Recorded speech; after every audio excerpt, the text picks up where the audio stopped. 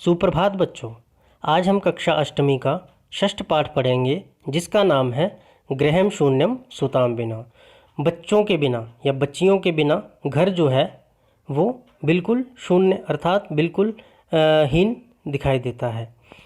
यह पाठ कन्याओं की हत्या पर रोक और उनकी शिक्षा सुनिश्चित करने की प्रेरणा हेतु निर्मित है। समाज में लड़के और लड़कियों के बीच भेदभाव की भावना आज भी समाज में यत्र तत्र देखी जाती है, जिसे दूर किए जाने की आवश्यकता है। संवादात्मक शैली में इस बात को सरल संस्कृत में प्रस्तुत किया गया है।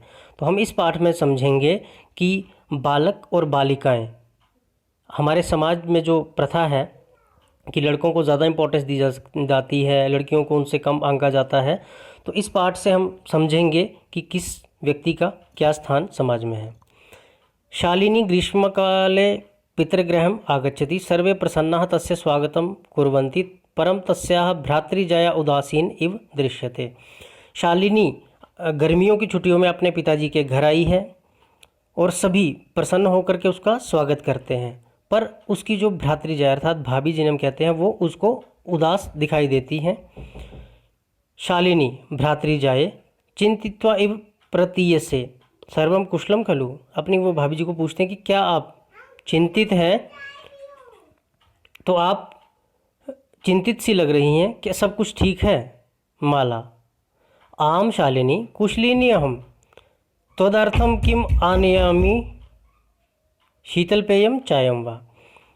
वो कहती है कि हाँ मैं ठीक हूँ, आपके लिए क्या लेके आऊँ? आप कुछ ठंडा पियेंगे या चाय? शालिनी फिर कहती हैं अधुना तो किमपि न वांछामि, अभी मुझे कुछ नहीं चाहिए। रात्रो सर्वे सह भोजनमेव करिष्यामि, रात को हम सभी के साथ भोजन ही करेंगे। भोजन काले अपि मालायाः मनोदशा स्वस्था न प्रतीयते स्म, परम सा दुखेन किमपि नोक्तवती। भोजन के समय भी उसकी माला की जो दशा थी वो ठीक नहीं दिख रही थी, लेकिन वह मुंह से कुछ भी नहीं बोल रही थी। राकेशः, शालिनी का जो भाई था राकेश, वो क्या कहता है, भगिनी शालिनी बहन शालिनी दिष्टया तुम समागता, अच्छा लगा तुम आई।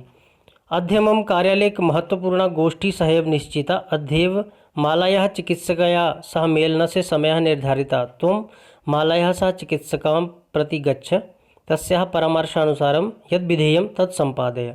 कि प्यारी बहन, आज मेरे कार्यालय में एक ज़रूरी मीटिंग है और मुझे वहाँ जाना है, और आज ही मेरी पत्नी की डॉक्टर के साथ भी मुलाकात है, और आप उनके साथ जाएं और वहाँ पर जो भी डॉक्टर की सलाह है उसके अनुसार आप उस कार्य को संपन्न करें।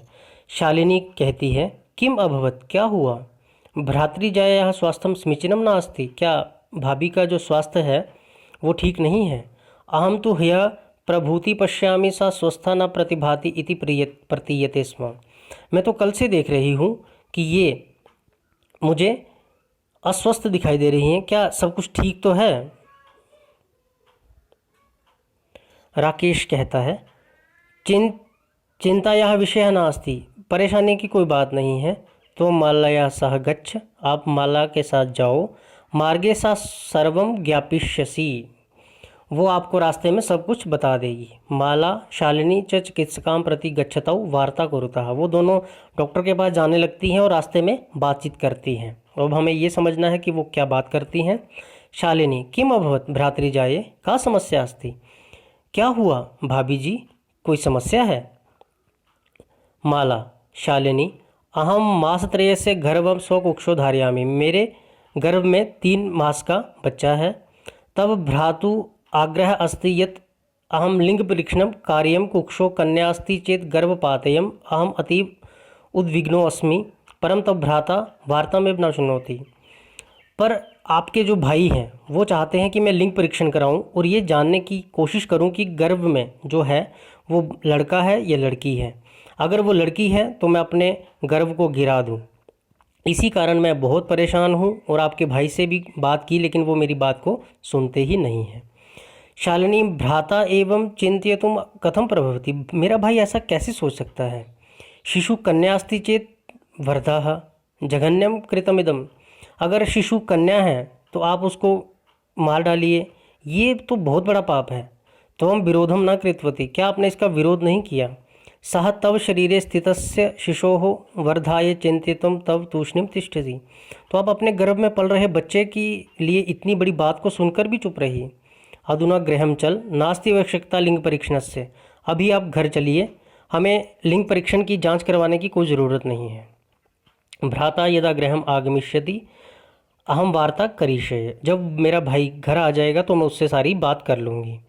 संध्या काले भ्राता आगच्छति हस्तपादादिकं प्रक्षाल्य वस्त्राणि च परिवर्तय पूजागृहं गत्वा दीपं प्रज्वलिति भवानी स्तुतिं चापि करोति। तदनन्तरं चायपानार्थं सर्वे अपि एकत्रिताः। शाम को जब भाई ऑफिस से घर आता है, हाथ पांव धो करके कपड़े बदल करके पूजा घर में जाता है, दीपक जलाता है और भवानी अर्थात भगवती माता की स्तुति करता है और उसके बाद सभी चाय पीने के लिए इकट्ठे हो जाते हैं। राकेश माले त्वं चिकित्सकां प्रति गतवती असि किम अकथयत् सः। आप डॉक्टर के पास गई थी तो डॉक्टर ने क्या कहा। माला मौनमेव श्रेयति। माला चुप रहती है। तदेव क्रीडन्ती त्रिवर्षीया पुत्री अंबिका पितु क्रोड़े उपविशति। उसी समय राकेश की पुत्री जो 3 वर्ष की है उसकी गोद में आकर के बैठ जाती है। तस्मात् चाकलेहम च याचति। उससे वो टॉफ़ी मांगने लगती है। राकेशः अंबिकाम लालयति चाकलेहम प्रदायताम क्रोड़ात अवतरयति। उसको वो टॉफ़ी देकर के अपनी गोद से नीचे उतार देता है। पुनः मालाम प्रति प्रश्नवाचिकम दृष्टिम क्षिपति। फिर वो प्रश्न पूछने की दृष्टि से माला की तरफ देखता है। शालिनी एतत् सर्वम दृष्ट्वा उत्तरम ददाति। शालिनी ये सब देख रही होती है और उत्तर देती है। शालिनी कहती है, भ्राता त्वं किम ज्ञातुम इच्छसि तस्याः कुक्षौ पुत्रः अस्ति पुत्री वा। तुम क्या जानना चाहते हो कि माला के गर्भ में जो पल रहा है वो लड़का है या लड़की है। किमर्थम क्यों जानना चाहते हो। षण्मासानंतरम सर्वम स्पष्टम भविष्यति। 6 महीनों के बाद सब कुछ स्पष्ट आपको सामने दिखाई देगा। समयात् पूर्वम किमर्थम अयम आयासः। समय से पहले आप ऐसा क्यों करना चाहते हो। राकेश कहता है, भगिनी त्वं तु जानसि एव अस्माकं गृहे अंबिका पुत्रीरूपेण अस्ति एव। अधुना एकस्य पुत्रस्य आवश्यकता अस्ति तर्हि। बहन आप तो जानती हो कि मेरे घर में अंबिका के रूप में पहले ही एक पुत्री है। अब मैं पुत्र चाहता हूँ। शालिनी कहती है, तर्हि कुक्षौ पुत्री अस्ति चेत हंतव्या। तो क्या दोबारा अगर इनके गर्भ में बेटी है तो क्या हम उसे मार देंगे। तीव्र स्वरेण वो जोर से बोलती है और स्पष्ट बोलती है, हत्या पापम कर्तुम प्रवृत्तो तुम क्या हत्या का पाप लेना चाहते हो। राकेश ना हत्या तो ना नहीं हत्या तो नहीं करना चाहता। शालिनी कहती है, तर्हि किमस्ति निर्घृणम कृतमिदम। तो ये जघन्य अपराध जो है वो क्यों करना चाहते हो। सर्वथा विस्मृतवान अस्माकं जनकः कदापि पुत्र पुत्रियों विभेदम न कृतवान। आपको ये जानना चाहिए जनक अर्थात हमारे पिताजी ने कभी भी पुत्री और पुत्र के बीच में भेद नहीं किया है। सह सर्वदेव मनुस्मृतेः पंक्ति इमाम उद्धृतम स्म। हमारे पिताजी ने हमें हमेशा ही मनुस्मृति की एक पंक्ति याद करवाई है, आत्मा वेव जायते पुत्रा पुत्रेण दुहिता स्म। कि आत्मा जो है उसी का अर्थ समझना चाहिए, ना कि पुत्र का या पुत्री का। तो भी सायं प्रातः देवीं स्तुतिम करोषि। आप तो रोज माता रानी की पूजा करते हो। किमर्थम सृष्टि उत्पादिनाम शक्तियाः तिरस्कारम करोति। जो सृष्टि को उत्पन्न करने वाली शक्ति अर्थात कन्या है, क्यों उसको मार करके तुम पाप लेना चाहते हो। तव मनसी इयति कुत्सति वृत्ति आगता इदम चिंतित्वा अहम कुंठितो अस्मि। आपके मन में ऐसी बुरी सोच आई, यह सोचकर ही मुझे बहुत घृणा सी हो रही है। तब शिक्षा वृथा। आपने जो कुछ भी पढ़ा है आपकी शिक्षा बेकार है। राकेश क्या कहता है, राकेशः भगिनी विरम विरम। बहन रुको रुको। अहम स्वपराधम स्वीकरोमि लज्जिताश्च अस्मि। मैं अपने अपराध को स्वीकार करता हूँ और मैं शर्म भी महसूस करता हूँ। अद्य प्रभृति कदापि गतिर्मिदम कार्य स्वप्ने अपि न चिंतिष्यामि। आज के बाद मैं ऐसा गलत सोच अपने सपने में भी नहीं सोचूंगा। यथेव अंबिका मम हृदय से संपूर्ण स्नेह से अधिकारिणी अस्ति तथैव आगंता शिशु। जिस प्रकार अंबिका मेरे दिल का पूरा स्नेह उसे प्राप्त है, वैसे ही आने वाले शिशु को भी मैं वही स्नेह दूंगा। अपि स्नेहारी भविष्यति पुत्रः भवतु पुत्री वा, चाहे वो बेटा हो या बेटी। अहम स्व हर्तचिंतनं प्रति पश्चात्मग्नः अस्मि अहम कथम विस्मृतवान। मैं अपनी सोच पर बहुत शर्मिंदा हूँ और पश्चाताप भी कर रहा हूँ, मैं कैसे भूल सकता हूँ। यत्र नार्यस्तु पूज्यन्ते रमन्ते तत्र देवताः, यत्र एताः न पूज्यन्ते सर्वास्तत्र अफला क्रियाः। यहाँ पर नारियों की पूजा की जाती है, वहाँ पर देवता लोग भी निवास करते हैं। यहाँ पर महिलाओं का सम्मान और उनका अच्छे से व्यवहार उनके साथ नहीं किया जा सकता, वहाँ पर सारे अच्छे कार्य निष्फल हो जाते हैं। अथवा पितुर्दश गुना माते रीति, पिता से 10 गुण ज़्यादा माता का हक बच्चे पर होता है। तो या सन्मार्गम प्रदर्शिता भगनी, आपने मुझे अच्छा रास्ता बताया। कनिष्ठा अपि त्वं मम गुरु असि, आप मुझसे छोटी होने पर भी मेरी गुरु हैं, आपने मुझे अच्छी बात सिखाई है।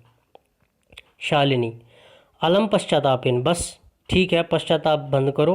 तव मनसा अंधकारा अपगतः, आपके मन में जो अंधकार था, अंधेरा था, गलत सोच थी, वो दूर हो गई। प्रसन्नता याह विषयो अस्मि, ये खुशी की बात है। भ्रातृजाये, भाभी, आगच्छ, आइए।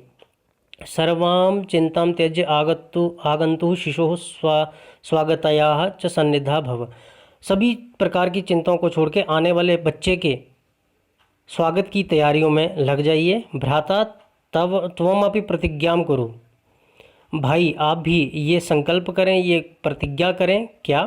कन्यायाः रक्षणे तस्याः पाठने दत्तचित्ता स्थास्यसि, इस कन्या को पढ़ाने के लिए, उसके रक्षा करने के लिए आप क्या करेंगे? अपना दायित्व निभाएंगे।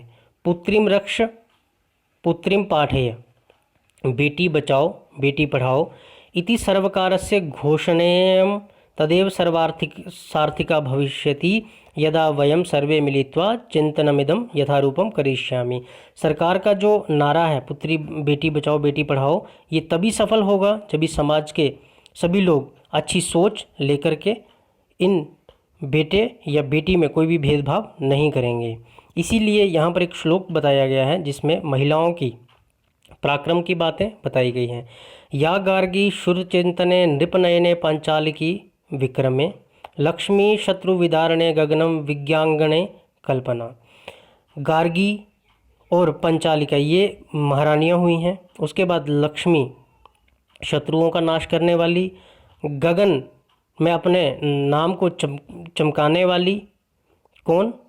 कल्पना चावला। इंद्रियोग पथे च खेल जगती ख्याति भी साइना, साइना नेहवाल जो पूरे वर्ल्ड में पूरी दुनिया में खेल जगत में प्रसिद्ध हैं, वह भी महिला हैं। सेयम स्त्री सकलासु दीक्षासु सबला सर्वे सोत्साहम, अर्थात इन सभी स्त्रियों का जैसे रानी लक्ष्मीबाई या कल्पना चावला जी, साइना नेहवाल जी, इन सभी ने महिला होते हुए भी अपने नाम को इस देश में ही नहीं बल्कि पूरी पृथ्वी पर अपना नाम रोशन करते हुए महिलाओं के उत्थान के लिए भी बात कही है। तो इस पाठ से हमें ये शिक्षा मिलती है कि चाहे संतान पुत्र हो या पुत्री हो, माता पिता को कभी भी उनमें भेदभाव नहीं रखना चाहिए। उन्हें ईश्वर की देन समझ के उनका पालन पोषण करते हुए उन्हें अच्छी शिक्षा, अच्छा स्वास्थ्य और अच्छी सुख सुविधाएं देने का प्रयास करना चाहिए। धन्यवाद।